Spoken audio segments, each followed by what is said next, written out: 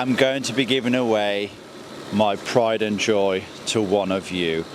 This is my 2003 BMW V12 760 Li. If you know this car, you'll know that I bought this car in a very sorry state about 2 or 3 years ago now. It needed a hell of a lot of work. It had been neglected and it had so much deferred maintenance, but I'm pretty sure that right now mechanically this is one of the best sorted examples in the country. This car has seen a lot of time, a lot of effort and a lot of money put into it. As you can see, it's looking quite smart. It does need a little bit of paintwork. There's a small chip here, there's a tiny dent there in the door. I will be sorting all of this before it goes to its new owner. I do want this to be handed over in perfect condition. It is also without an MOT, but of course I'm going to put it through a fresh MOT. I'm going to sort any mechanical problems that comes up, although I don't think a lot is going to come up because it went through the previous MOT absolutely fine, no issues whatsoever, and I've only done a couple of thousand miles since then. So then, how can you get your hands on this car? So I'm going to be giving this car away to one of the lucky supporters of the channel. All details will be in the link in the description. There is going to be 1,500 spots up for grabs to win this car. A few of them have already been taken already. The draw is going to be on Christmas Eve at midday, 12 p.m.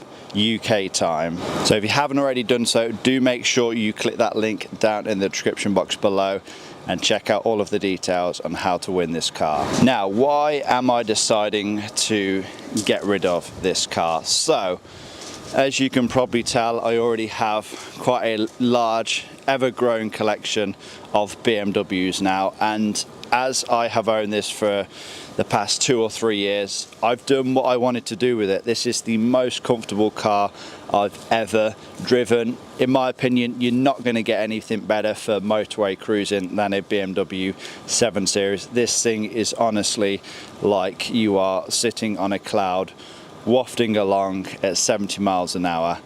Fun fact as well, you may be thinking that with this being a 6-litre naturally aspirated V12 that it absolutely drinks fuel, but I managed to take this car right here all the way to the Nürburgring in Germany, of course, on just 1 tank of fuel. Yes, that was 500 miles on just 1 tank of fuel.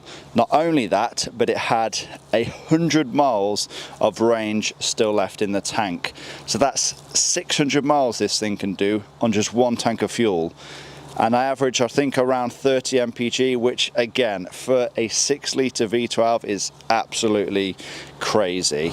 So of course, I took it to the Nürburgring, and that meant that I had to take it on the Nürburgring Nordschleife, and I did complete 2 laps, and to be honest, surprisingly, it actually handled pretty damn well. For the sheer size of it, this car is over 5 meters in length, so yeah, it's definitely not small, it's definitely not light, but because this car has dynamic drive, because it has active anti-roll bars, it handled like an absolute dream. I did also take this thing on the Autobahn, where I managed to hit 150 miles an hour before I backed off going any more. I am well and truly led to believe that this thing can keep on going though, well up until around 180, 190 miles per hour, yet still had bags and bags of pull still to go. So if you want to go fast, this is definitely a car for the job. And don't forget, you can do it in absolute comfort as well. Now then, eagle-eyed viewers will notice that this is a 2003, but it has an LCI front end and an LCI rear end as well. So that comes with the, of course, upgraded xenon headlights, updated front bumper, updated bonnet, updated wings, updated trunk, updated tail lights for LEDs, updated rear bumper. We've done the whole works in this car to bring it to look as good as physically possible. In my opinion, the pre-LCI, it's not my cup of tea. That's why I decided to do a full LCI retrofit on this car. Now then, we are in the comfort of the car, and yeah, once again, I am gonna miss this thing because it is honestly like sitting in an armchair. It's so comfortable. You could spend so much time in here, as I did spend so much time in here. I think the drive to the Nürburgring was in excess of about 12 to 15 hours. So yeah, so nice to be in here with these comfort seats, with your airplane style pillow behind your head. Oh, sheer bliss. I forgot to mention this steering wheel as well. I have upgraded it for the sports steering wheel, the 3-spoke. I think it looks so much better than the previous 4-spoke one. I've also done a few little subtle updates here in the car as well. The LCI climate controls, the LCI headlight switch. I've also updated the entire iDrive system to the latest 2008 version as well. So 2008 ASK unit, 2008 MMI screen, 2008 controller, that's going to be going in soon. We have 2008 nav unit. Something that is a very common problem on these cars is the Logic 7 amp. That goes bad. That has been updated to a late 2007 one, and it's also had an upgrade to prevent it from failing in the future as well. And I'll just go through a few things that I cannot think of off the top of my head that I have done to this car. So when we bought the car, we gave it a service, we gave it a couple of oil changes, so fresh oil filters, brand new battery, brand new Varta battery, genuine OEM one. We fitted all new track rod assemblies, track rod ends, track rod boots. We changed out the fuel filters. We done another service. We done a full transmission service on this. So the entire ZF 6-speed transmissions, they hold, I think, around 11 litres.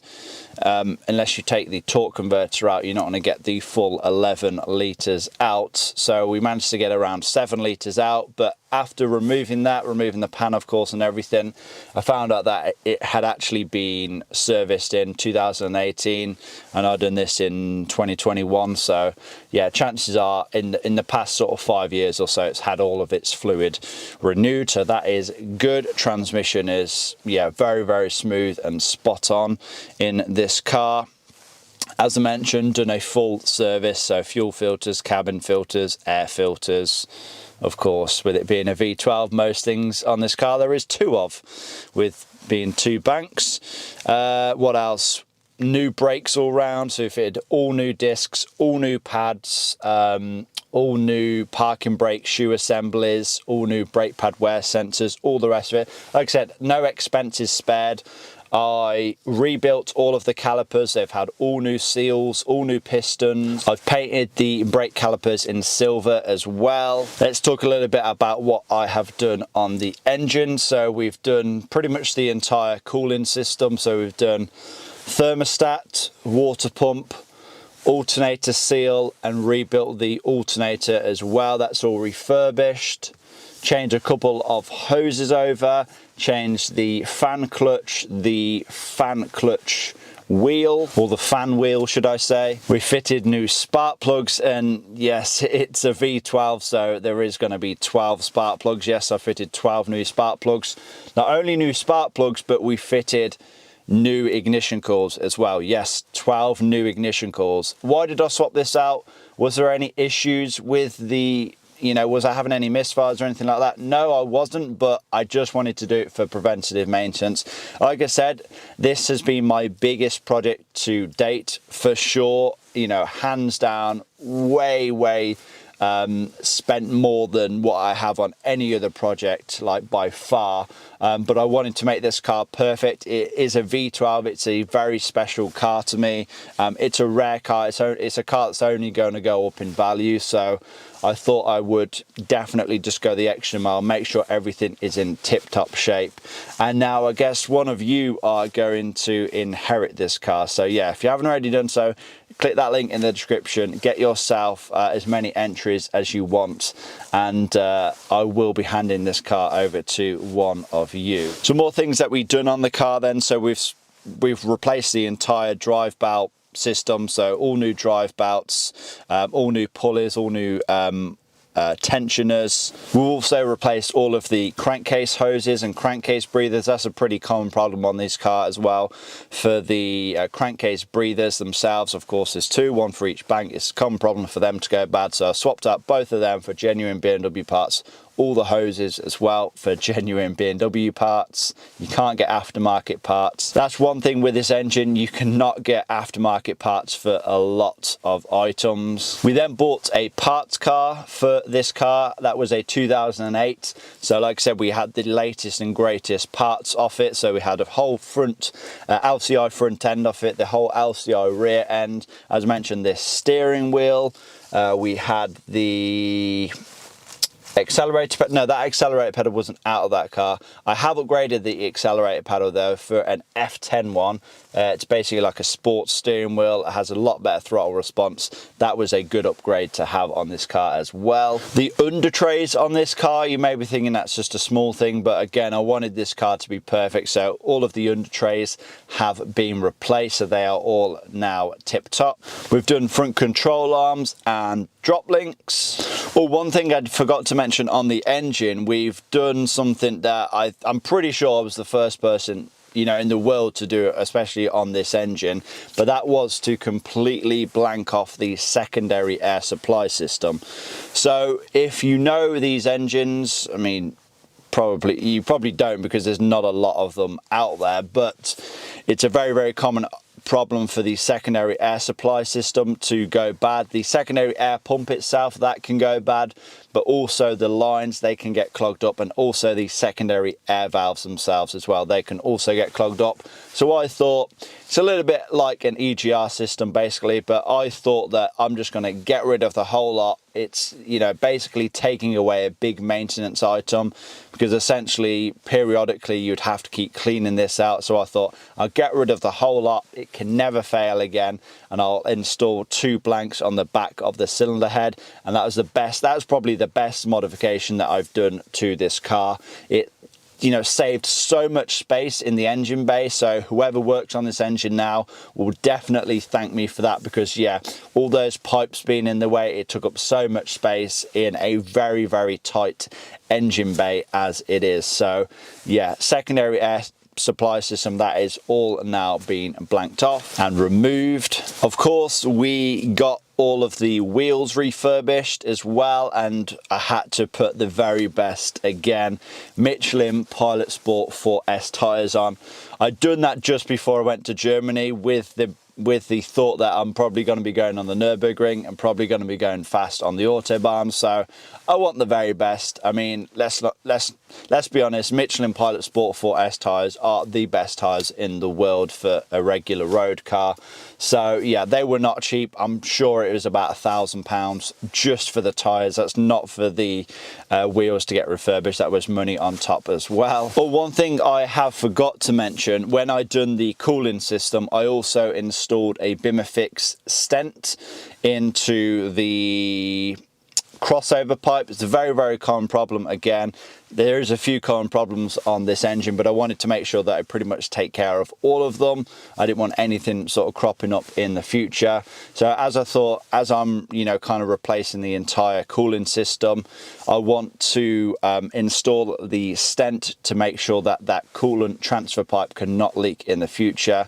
And yeah, it's held up well, it's done its job, and yeah, I'm very confident that that shouldn't leak any anytime in the future. Again, I forgot to mention with the brakes, we have fitted all new steel braided hoses all the way around, so they're going to be good for forever pretty much. And we have updated all of the interior lighting to white LEDs as well, so it makes it feel a lot more modern in here. Now there is a whole bunch of small tiny bits and pieces that I have done to the car as well, but I'm not going to bore you with those. Various trim pieces, nuts, bolts, things here and there, which definitely does add up when it comes to this car, because yeah, as I mentioned, most things you have to buy genuine BMW. But like I said, I want this car to be mint. Like I said, when it goes to the next owner, it will be mint. Anything that's broken on it, I'll fix. And yeah, I want this car to be enjoyed and also looked after. But yeah, obviously I want this car to be enjoyed, and I want the next owner to have a trouble-free ownership experience.